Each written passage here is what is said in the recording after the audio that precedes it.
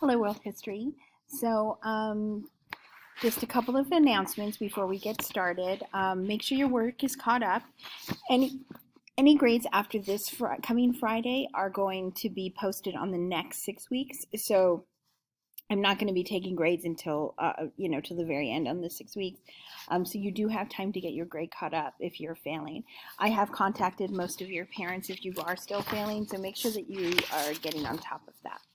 Okay, all right, so we're going to be discussing the literature of the Renaissance period. Hopefully you guys liked the art of the Renaissance period. I know I do, and I hope that came across. La Pieta by Michelangelo, which is the statue of the Virgin Mary holding Jesus. It's just breathtakingly beautiful, especially since he carved it like from one big block. He just like it's called relief carving, where he just carves it into the stone. Incredible, incredible talent, which is why we still study him today, and it's been 700 years.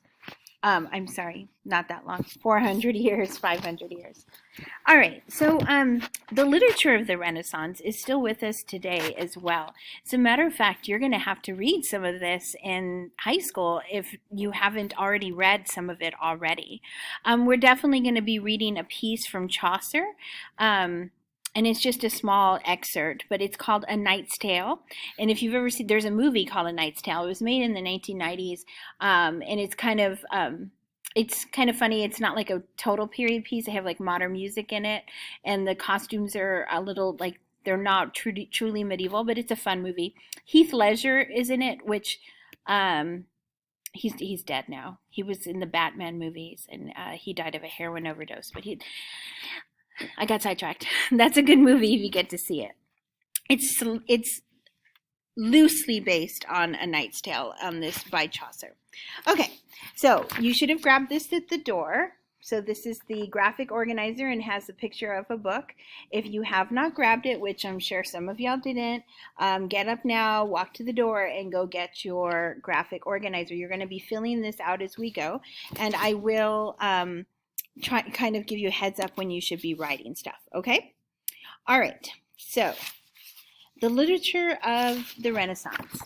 This is subtitled Intelligence Spreads to the Masses for a reason, because there's going to be an invention during this period that is going to bring books and knowledge to the common man, which had been lost since the Roman era.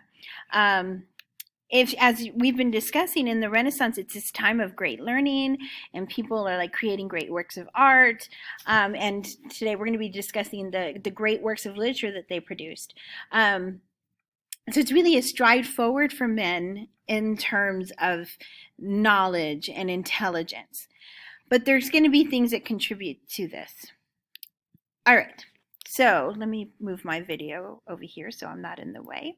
Okay, so prior to the Renaissance and after the fall of the Roman Empire, remember when the Roman Empire falls, there's just like this lack of leadership. We'll have one guy that becomes king for a while and he's able to unite people. That was Charlemagne. I hope you remember that. But he doesn't last very long, right? It falls into pieces again. And then the plague hits and it makes it even worse for society. So during this period, very few people could actually read and write. And the only people that had any true power was the church. Now, the church, they were interested in keeping their knowledge base to themselves, partly because it helped them keep power and because it may help make them very rich. Now, I'm not saying that all churches and all Christians were bad, but at this time period, the church is more interested in ruling people than just like saving lives. They're gonna get to a very corrupt place. So much so that during this period, there's actually gonna be a sort of revolution within the church. It's called the Reformation, and we're gonna talk about that next week. That's Martin Luther, not Martin Luther King Jr. Martin Luther, who was a priest, and he's going to start his own church called Lutheranism, because he's going to rebel against the corruptness in the Catholic Church. So they were pretty corrupt. We're not talking like priests today that are, celibate and they devote their lives, like they take a vow of poverty. Priests in those times were pretty shady. Not every priest, but most race. All right, so they have an interest in keeping people ignorant, unable to read and write. Because if you can't read and write, you just listen to whatever. But what you have to listen to what anybody tells you. If you're incapable of asking those questions or reading, it's very difficult to have any power. It's a very good way to take somebody's power. Now, one of the ways that the church prevented people from reading and writing or learning to read and write, because there were books out there, is that they wrote in Greek or Latin only. So if you were living, like, say, in England at the time, you were speaking Old English, but all the books are written in Latin and Greek. So unless you went to school or you had a lot of money to go to school, rather, you didn't speak Latin or Greek. So there was no way for you to even, try to learn how to read, unless you'd have to learn a whole new language first, a language that wasn't even spoken out loud anymore, which makes it very difficult. It would be like me handing you a book in Old Greek and saying, here, read this. By the way, learn how to read Greek before you, or learn how to speak Greek before you read it. And nobody around here speaks Greek, so good luck with that. It was very, very difficult. They made it difficult.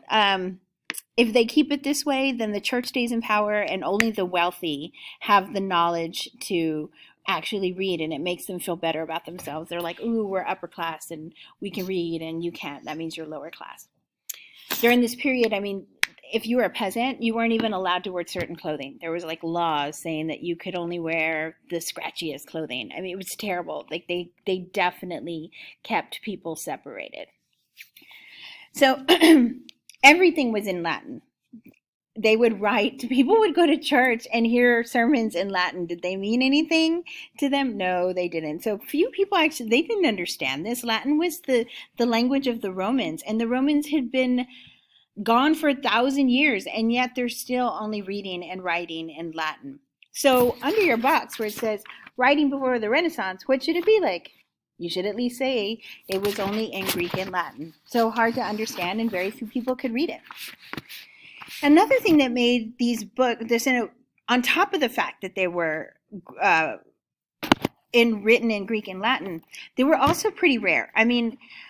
There were books, but they were written on vellum. So vellum is made from calf skin, not cow skin, baby calf skin.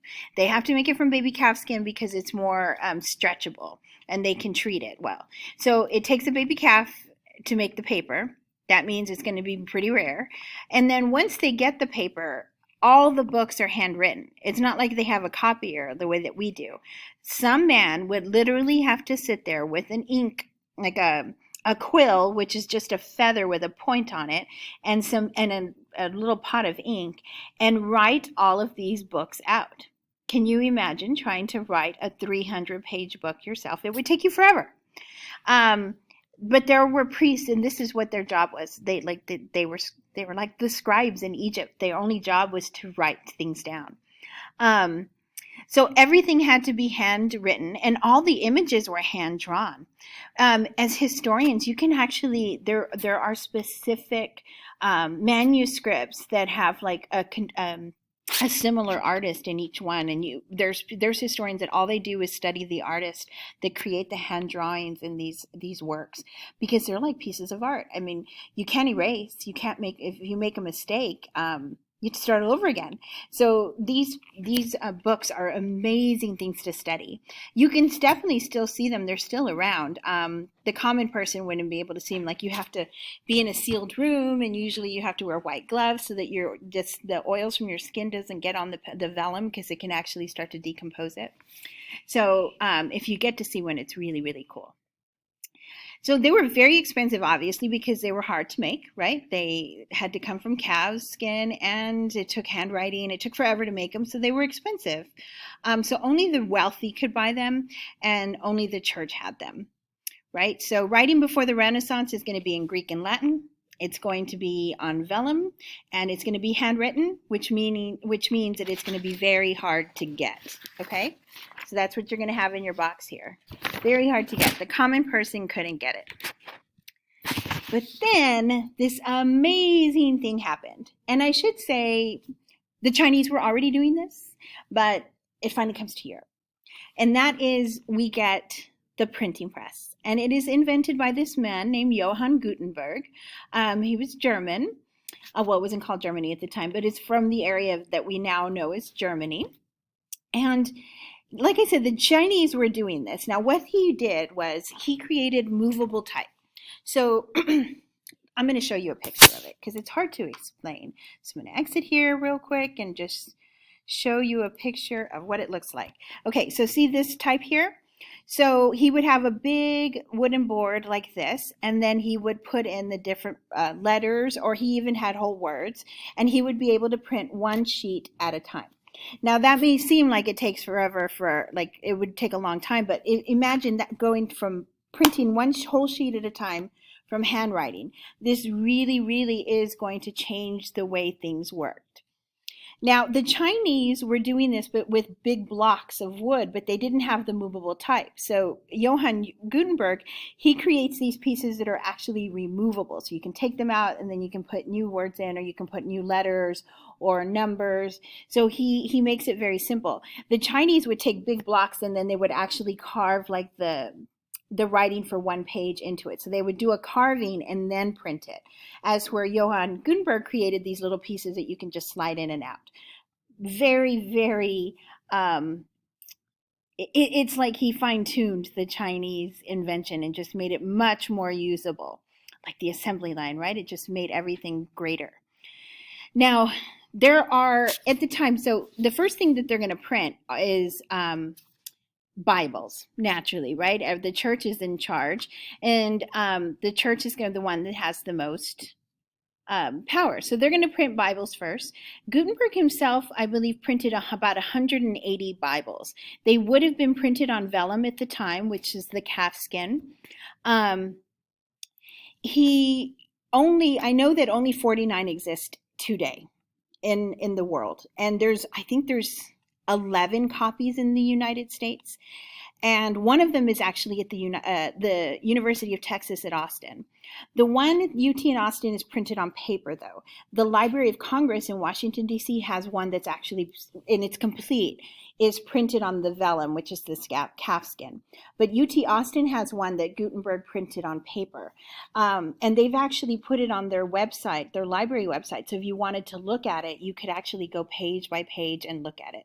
Not that you could understand it, unless you speak the language, or can read the language, but it's pretty cool to look at. And if you end up going to UT Austin, you can go see it in their library, which is really cool. So I just explained all of this. They were metal blocks that he intertwined, and it actually makes the original books, the Bibles, they were pretty costly in the beginning because he was the only one doing it. So that's why Bibles are the only ones printing it. And not only that, Bibles are the only things being printed. Not only that, the wealthy at the time, they thought it was just tacky. That they thought it was like, oh no, books should be hand printed and hand drawn, and they're things to treasure, and this whole printing thing is just terrible. It would be like going to try to, like, the way you would feel if you went to buy a book and it wasn't bound, like it was just a piece of copy like this with a paper clip. Like the wealthy looked at that and looked at the first printing press Bibles and said, what is this? This isn't fancy enough. I don't like this. So because they didn't like it, it's not widely bought in the very beginning, and it means the price is still pretty high. Okay, so here you should be writing down what the device is and who invented it. That's Johann Gutenberg. And think about some advantages of the printing press, right? What are advantages over handwriting, the printing press to handwriting? There's a lot of advantages. There's time. It's going to be easier to get, right?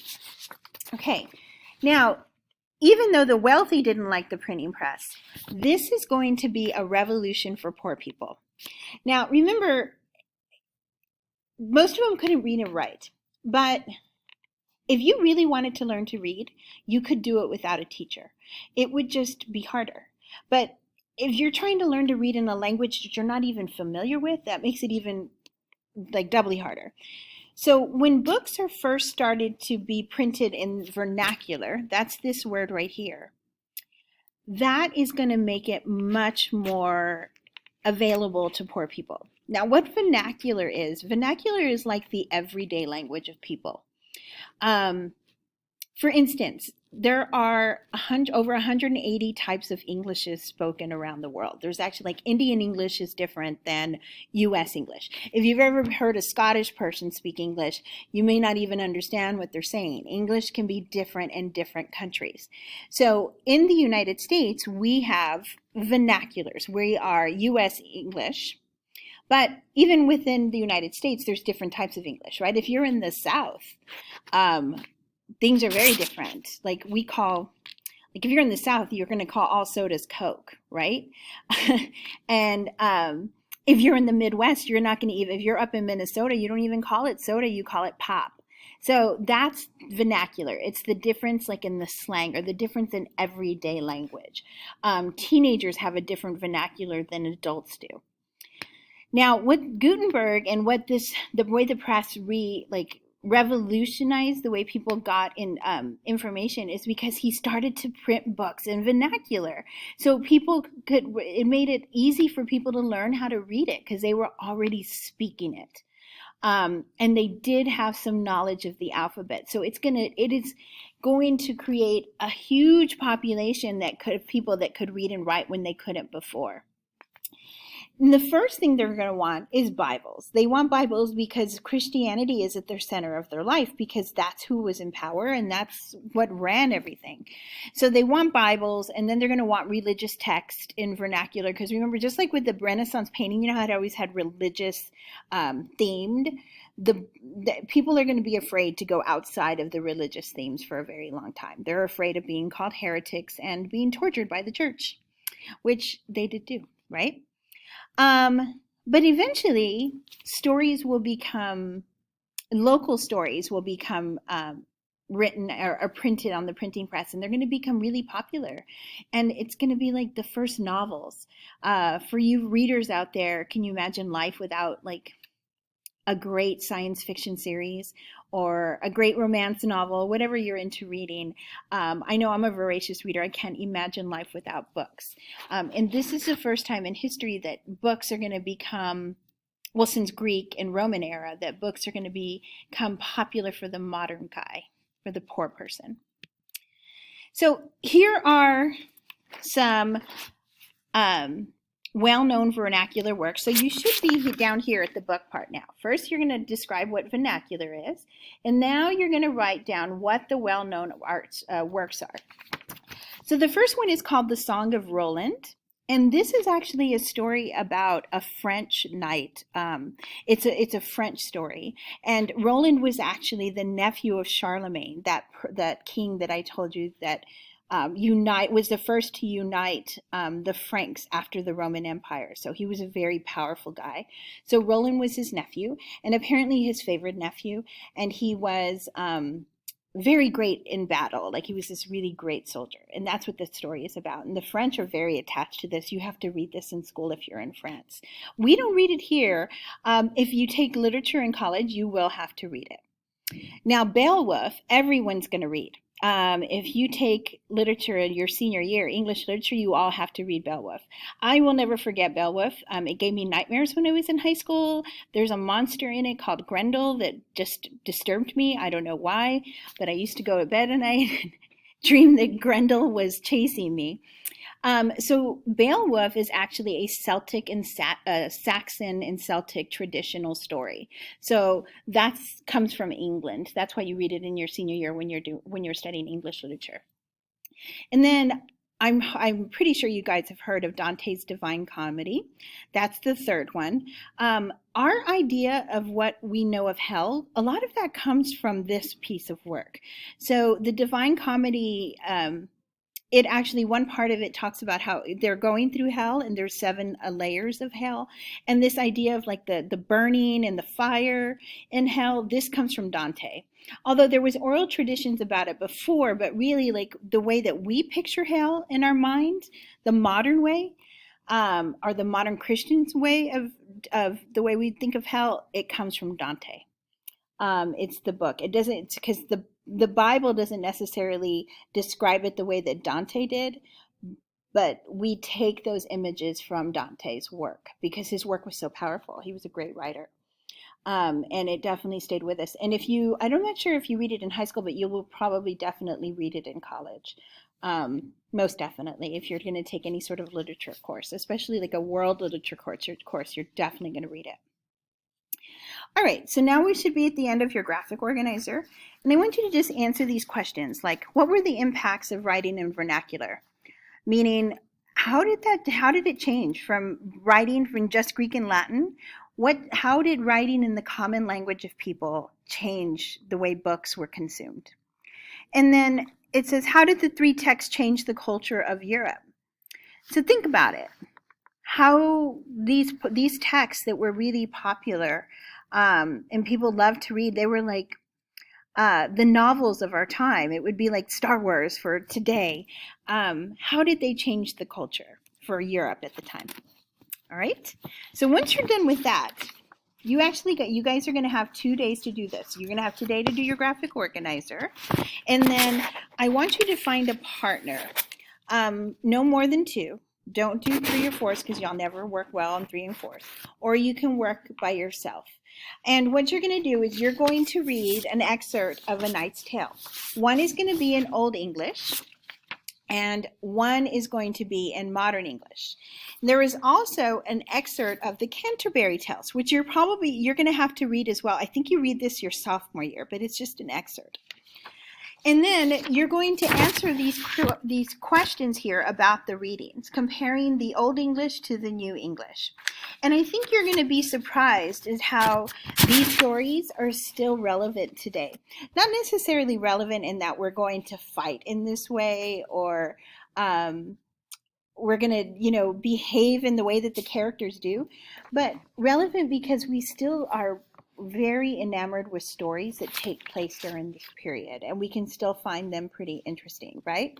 If we didn't, none of us would have gone to see Lord of the Rings, or so many different science fiction stories that are like set in medieval times, right? There's just a lot of our common culture is very inundated with the history of the Middle Ages, or the medieval period, and then the Renaissance period as well. So you're going to be you're going to compare your Old English to your New English. You're going to finish your graphic organizer, and then you're going to answer the questions on the back of that. You have today and tomorrow to finish all of this. And then you need to turn it in. This is going to be the second to last grade that you will get for this 6 weeks, so make sure that you guys are doing this. And hopefully you will be getting a permanent sub teacher soon. Let's pray that it happens very soon, and that she's here by next week or so. Okay? All right, if you have any questions, you can email me or come by the classroom. I'm just 2 doors down, so come by and see me. Okay? Have a good one. Get to work.